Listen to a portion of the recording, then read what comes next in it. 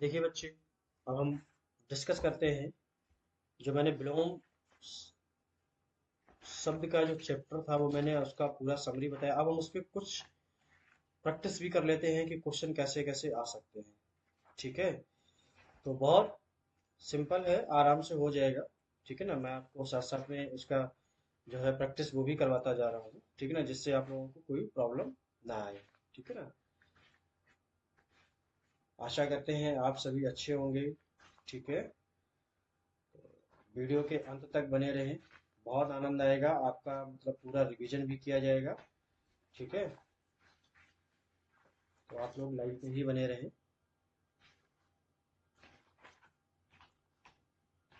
देखिए, कितने बच्चों ने जो पहला आपको वीडियो दिया गया था, कितने लोगों ने इसका रिहर्सल किया था, बताइए।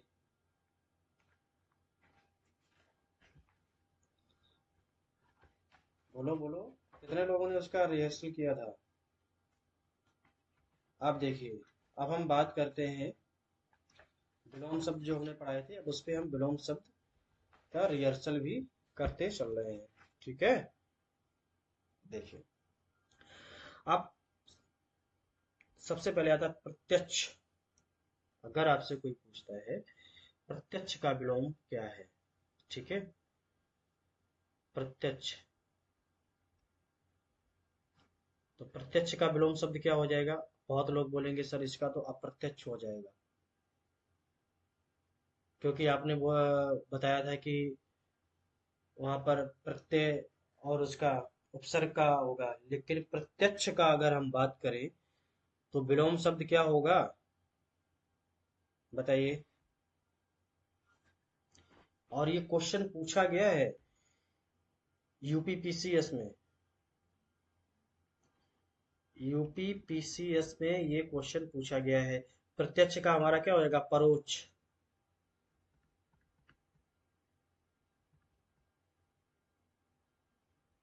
क्या हो जाएगा, परोक्ष हो जाएगा। ग्रामीण, ग्रामीण, ग्रामीण का क्या हो जाएगा, शहरी। ठीक है, इस टाइप से मैं पूरा इसका एक पीपीटी आपको दे दूंगा। ठीक है ना, प्रैक्टिस के लिए।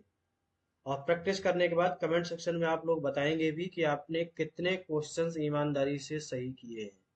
ठीक है ना, कभी भी आप कोई भी टेस्ट सीरीज लगाते हैं तो खुद पर ये ट्रस्ट रखना है और खुद से बेईमानी नहीं करनी है। ठीक है,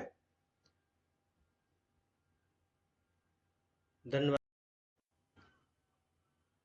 तो हेलो दोस्तों, नमस्कार, स्वागत है आपका अक्षय एजुकेशन सेंटर में। आशा करता हूँ आप सब अच्छे होंगे।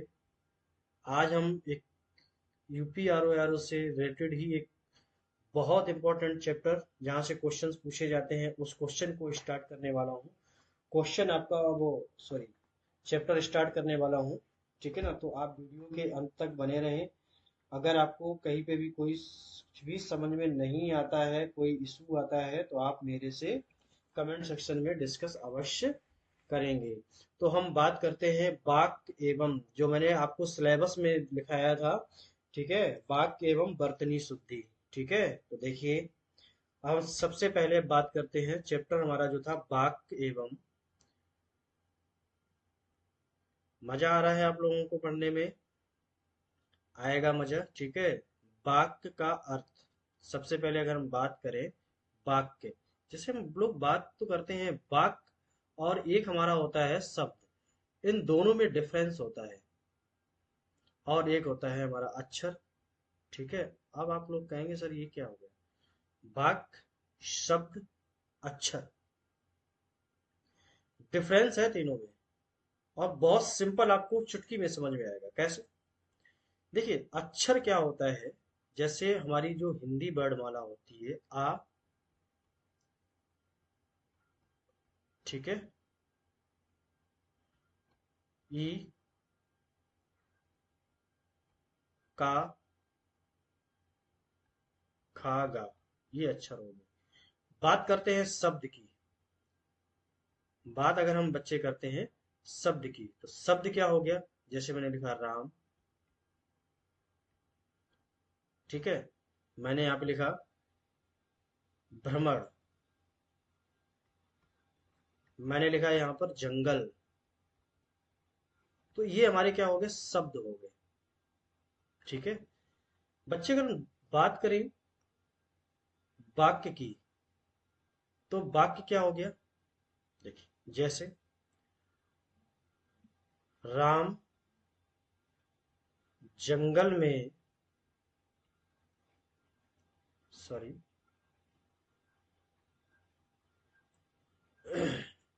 इसको कट कर देते हैं, यहाँ पर लिख देते हैं राम जंगल में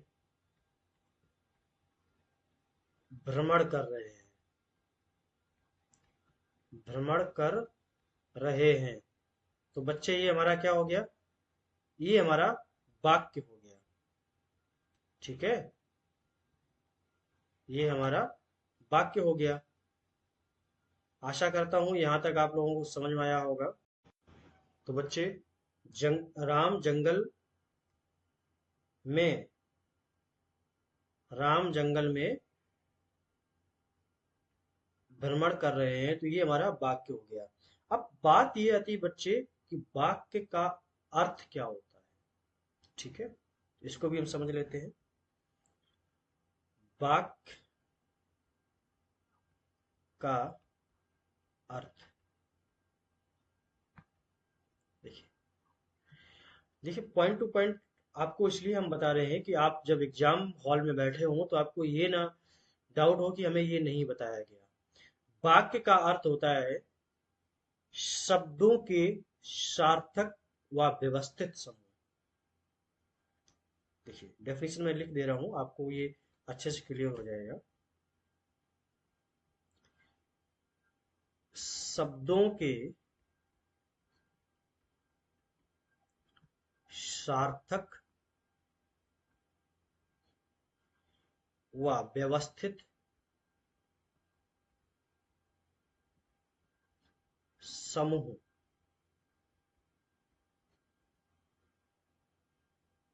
को क्या कहते हैं? वाक्य कहते हैं, ठीक है। अब बच्चे बात ये आती शब्दों के सार्थक। अब शब्दों के सार्थक क्यों लगाया गया? क्यों? अब जैसे मैंने एक एग्जांपल दिया आपको, ठीक है। ये तो हो गया वाक्य का अर्थ। शब्दों के सार्थक व व्यवस्थित समूह को वाक्य कहते हैं। अब कैसे कहते हैं? देखिए, फॉर द एग्जाम्पल हम बात करते हैं यहाँ पर। मैंने लिखा था, अभी ऊपर का ही सेंटेंस ले रहा हूं, राम जंगल में भ्रमण कर रहे हैं, भ्रमण कर रहे हैं, ठीक है। अब ये क्या है? शब्द है, और शब्दों को मैंने एक सार्थक व्यवस्थित समूह में रखा है। तो ये हमारा क्या बन गया? ये क्या बन गया? हमारा एक वाक्य। अब इनको हम अगर सार्थक शब्दों में नहीं रखते हैं तो कैसे? अगर हम लिखते हैं राम भ्रमण में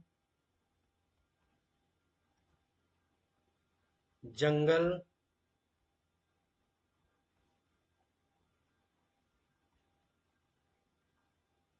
कर रहे हैं, है? तो क्या हो गया?